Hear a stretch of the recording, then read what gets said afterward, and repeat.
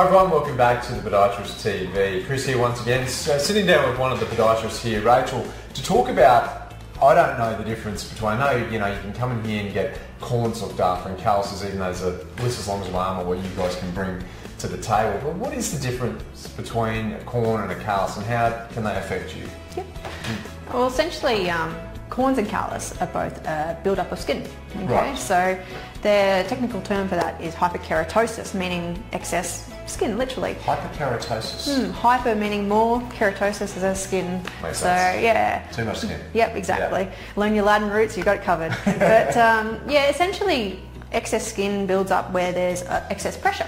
So that often forms due to the way we walk. Yeah. So somebody will say after we've gone to the effort of helping them with their corns and callus, and that's generally through paring away that excess skin. Yeah. However, as soon as they get back on their feet and start walking with the same sort of gait patterns, that callus or that corn might form again.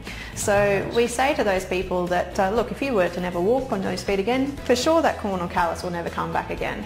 But one of our tools here at the Podiatrist is a zebra's treadmill, and that gives us a pressure plate underneath the foot. So as they walk, that person can see up on a TV screen where that particular high pressure point is, and we say that's exactly where you get your corn or callus. Wow. So it's kind of like this penny drop moment where they... It's visual and they go, oh right, of course that makes sense. For sure. Yeah. So they can then sort of get an idea about, well, if I can understand why this is occurring, then that might mean that we can do something about it. And from that point of view, as a podiatrist, we'll be able to help them with that corn or callus, but we'll also be able to treat them for the reason why they're getting it in the first place. So it doesn't come back again. Exactly. Yeah. That's the goal. So yeah, essentially a callus, just to reiterate, is an excess build-up of skin, and that's just extra skin layers that have formed due to the way the person's walking. So that's easy enough to come in and par away, or debride is the technical term. Yeah. And a corn is that central point of high pressure. So it's kind of like this P-shaped hard skin that is formed at that very, very peak centre of pressure. Yeah. So yet again, we go in and we par or enucleate that corn away, but ultimately the best way to treat it is to look at that underlying cause for that person having it in the first place, so that they're not coming back routinely because of that same point being walked upon every time that they take a step. And then also, not only their corn and callus isn't coming back, but they're probably walking more efficiently, and that sort of reduces a lot of pain, also a lot of definitely load on themselves anyway. Yeah. Generally, a lot of the foot problems that we see are biomechanical in nature, so meaning the way that the joints and the bones all work together as you place the foot upon the ground. Something none of us think about.